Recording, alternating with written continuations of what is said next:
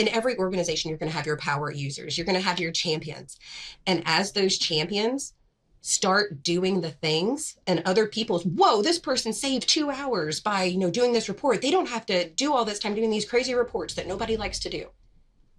It will start adopting as we see more people being successful within our own organizations. In the world of technology, heroes are everywhere. They're overcoming disruption, delivering sustainable outcomes, and fearlessly forging the future to solve what's next. Join me, Ed McNamara, as we meet the people and businesses driving change in our constantly disruptive world. This is Innovation Heroes, a podcast brought to you by SHI. Business and IT leaders were promised AI would transform the way their teams work, but no one ever said how long that transformation might take. For the past 2 years, Microsoft Copilot has been everywhere, touted as a game changer for knowledge worker productivity. But the hype cycle is over, and organizations face the ongoing challenge of how to use Copilot in a way that delivers help to end users and value to the bottom line. Today on Innovation Heroes, we're bringing in 3 experts from SHI, each working hands-on with customers in government, healthcare, and education to update us on how IT leaders are driving the adoption of Copilot in their organizations.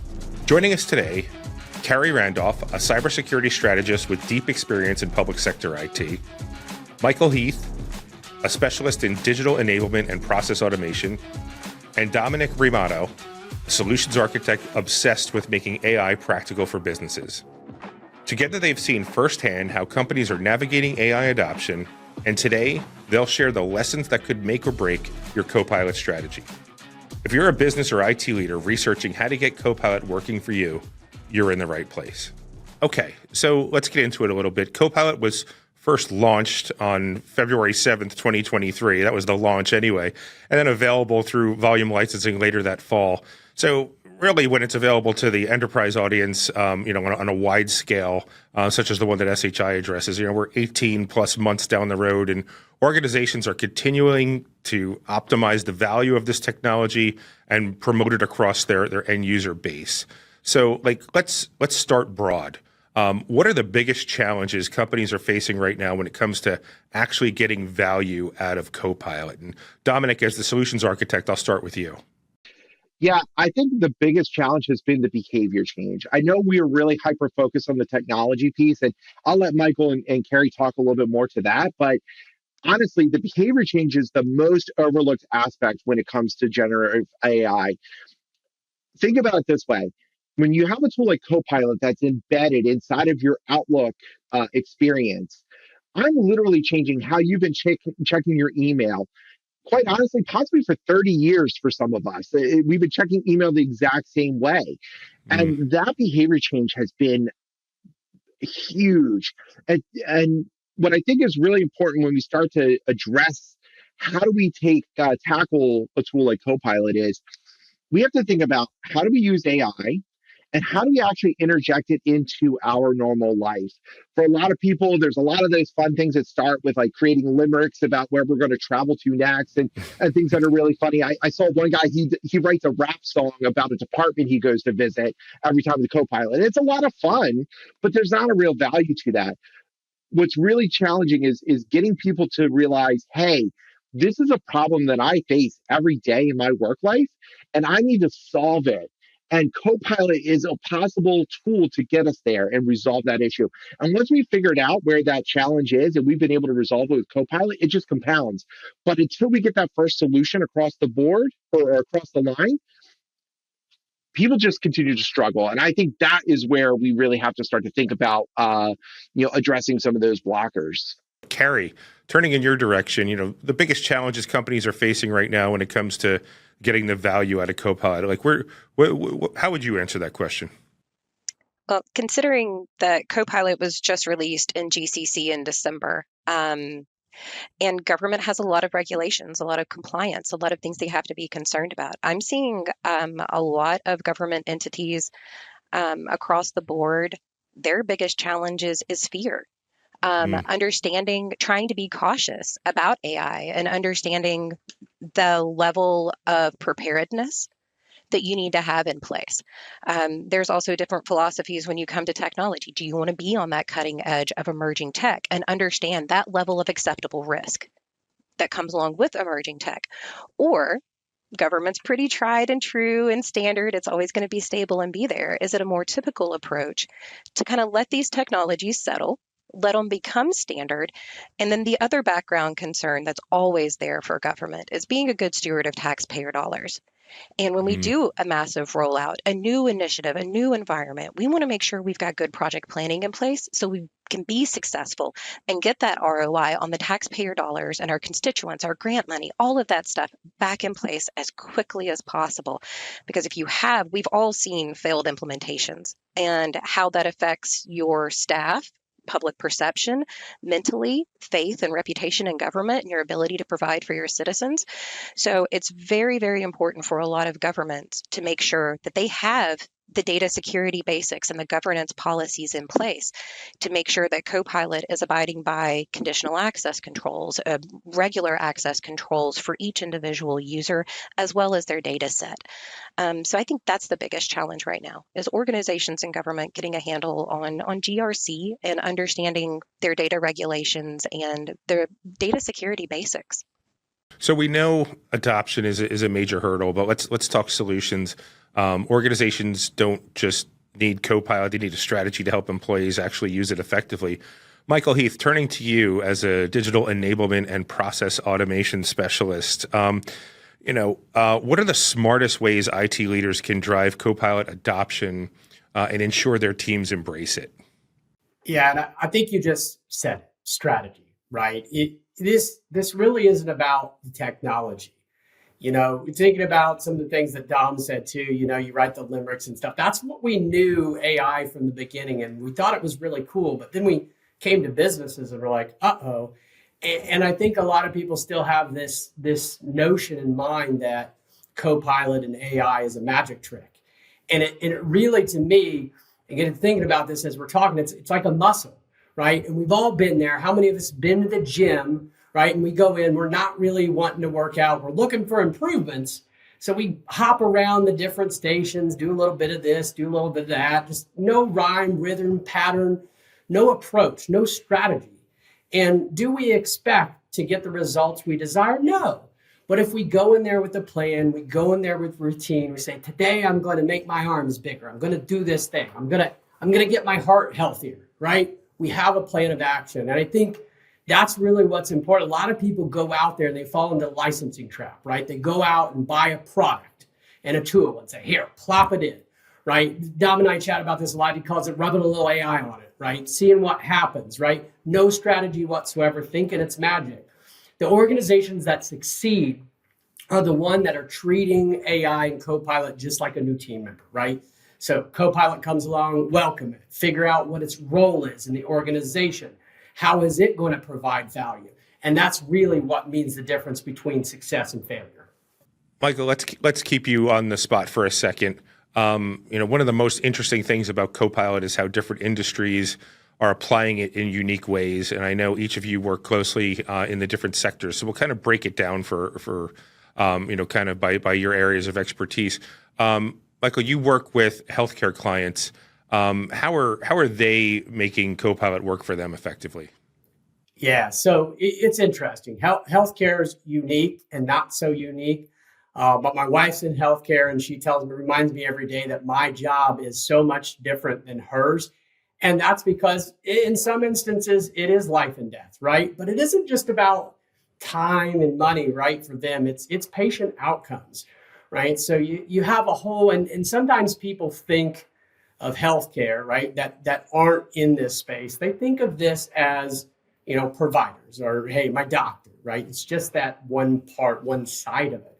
But there's much more, right? You have documentation, you have rev cycle, you have reducing administration burden on clinicians, spending hours of manually inputting patient notes, like being there and being present in a conversation with the patient doesn't allow you to record notes, right? Document like we should.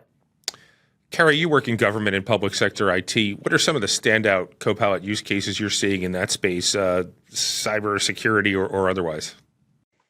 Honestly, right now, I haven't seen a lot. Since Copilot was just released in GCC, we're getting a ton of interest. And most of it does stem around governance. We're having lots of conversations around government entities wanting Copilot licensing for their executive first. And it's a great approach. Let's take that top-down approach. Let's get our executives, let's get our directors using this, let's get buy-in and develop those use cases from our leadership, from our senior leaders that know the business inside and out. But the other flip side of that is thinking about those executives, those directors. Those are most likely going to be your privileged users. So we're bringing a lot of conversation back around security basics, around access controls, around permissions, around inventory. When you're thinking about your IT assets, how many people have a data inventory? How many people can say, I know, here's where all my PHI lives? So understanding your data inventory is a big piece where we're starting. And also helping data teams understand their data flows. Maybe you have a really good database. Is your database public facing? Is it facilitating some type of citizen services? And if you tested that database for SQL injection or secure coding. So the biggest pieces for us is starting to look into what are the use cases. And some of the more exciting use cases I've seen, which might be a little bit boring to anyone who's not in government. But for anybody who understands all those acronyms that you just said, they're like, let's have it. So if we're thinking about procurement life cycles, could you take just M365 Copilot and use Word, Copilot in Word to help you generate a list of items for an RFP.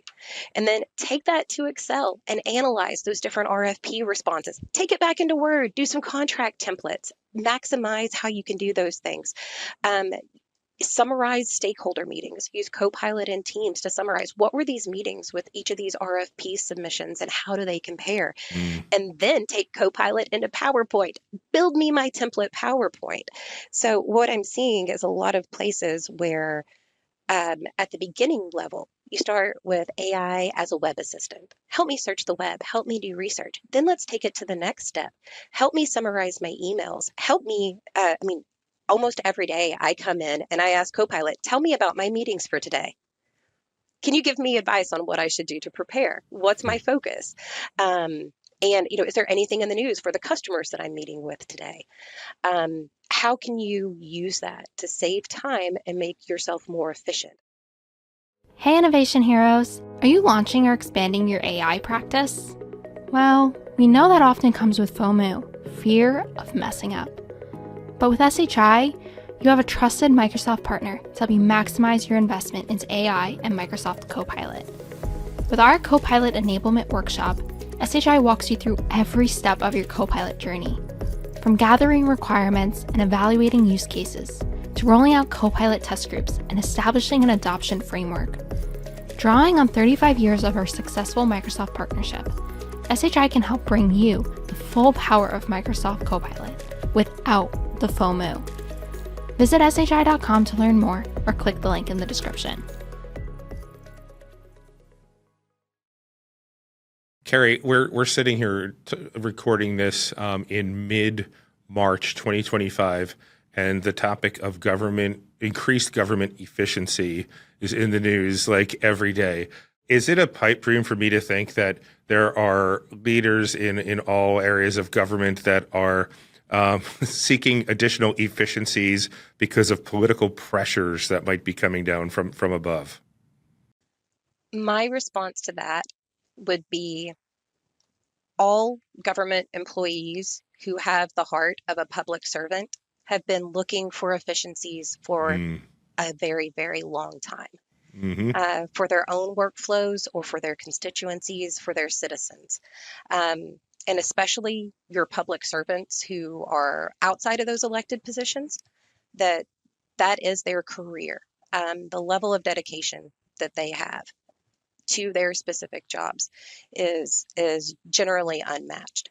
That's my personal experience, though. There's always all walks of life, but that is my experience, is that good public servants with true hearts of a public servant have always been looking for efficiency and anything that they can find. But they are also going to be quick about not jumping on the newest, latest fad. Because they have that drive to be efficient, and being efficient not just with their time and their people resources, but those taxpayer dollars, because those are very, very, very limited resources to government. I think that's a fantastic answer. And, being at SHI for almost 30 years myself and interacting with countless government customers, I can assure you I agree 100% and think you're spot on with that. But great answer. Dominick, you got a background in education. How is Copilot showing up in the classroom? And is there anything that's been surprising about its impact? Yeah, so I think what's kind of funny is that initially when generative AI came out, everyone was like, "Oh no, we can't have this in the classroom." Everyone's freaking out, and so it's been a couple of years since I was in high school, but I remember the big thing that they used to tell me when I was in high school in the early 2000s was, "Well, you're not going to have a calculator wherever you go." And then 4 years later, after I graduated high school, suddenly we have the iPhone. And I do have a calculator everywhere I go. Right.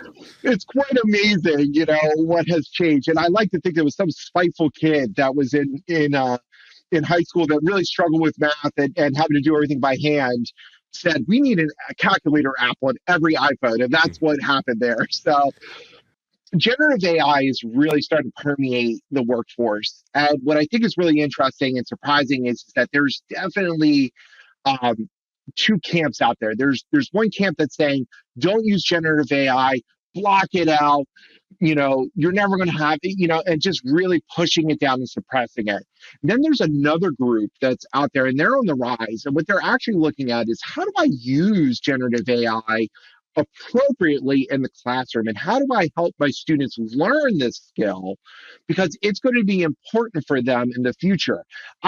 We're right back into where we were at in high school, and the teachers that are really innovating and finding ways to use generative AI appropriately, it's really starting to impact how students learn and how they perform in the classroom, and eventually how they're going to perform as professionals as they graduate. Because all of us are probably going to at some point have to have a job. And at this point, the way things are going, generative AI is going to be part of every job at some point here. So it is just very interesting to see how they're leveraging that. What I think is really important here too is we start to think about, education is everyone's been really hyper focused on the student experience and what they're doing. But the the faculty and the staff role with generative AI has also become really important. How many teachers do you know? If you know any teacher, their school day maybe ends at, let's say, 3:30, and that's when they're allowed to leave the building. But they go home, and many of them work many nights. They're working weekends. Everyone talks about, hey, like they have their summers off, but they put in their time. They're putting them in after hours, in the evenings, on the weekends, grading exams, coming up with creative ideas and things of that nature to help their classrooms really become engaging. And that's really important to know, is how Copilot's impacting the faculty to be able to actually be a little bit more engaging. And the more engaged our learners are, the better. So giving the teachers and the faculty the tools to be successful in that, it's huge. Yeah, as the son of two teachers, I can completely appreciate that. My dad was a principal who would spend, I would say, a solid month of his summer figuring out the schedule for the next year. And I'm sure it can be done in, seconds, if not minutes, and then just fine-tuned after that. So really appreciate what you were saying there. So let's change gears and go to the future of the AI in the workplace. Carrie, starting with you, where do you see AIs like Copilot heading in the next 12 to 18 months? What's going to be the next big shift in how organizations use this technology? I think that AI is going to come about the same way that the internet did. The same way that when the internet is now, internet connectivity is integrated into every aspect of our personal and professional lives. AI is going to do the same thing. Right now, we're using a lot for Web Assistant. We're using it to make silly songs. And when the internet first started, what did? We did babies dancing, and we did silly cat memes and all kinds of silly stuff. That's what people do. How can we do these things in a way that's going to entertain us and amuse us? And then how can we be productive? What other kind of cool stuff can we do with this? So I kind of think about this in two different ways. One is, security thought. What if when the internet came out, we had insight or any type of idea to what the internet would be? Did we envision smartphones using internet for billing and finances and playing video games and streaming movies? Did anybody think Netflix or Amazon Prime would happen when the internet first came out? So what if we had that insight and we could think about what are the dangers? And what if we train people from the beginning about phishing, ransomware, internet scams, all the dangers of the interwebs? We can think about that stuff with AI. It's obvious the effect that it's having. It's going to be with us for a very, very long time. And there's no way for us to anticipate exactly how it's going to evolve, the same way we couldn't have anticipated how the internet evolved. I'm going to date myself a little bit, but I helped with the migration from like Palm Pres and Blackberries over to iPads and iPhones. And the best way that I got government employees to adopt professional use of an iPad, I put a game on it.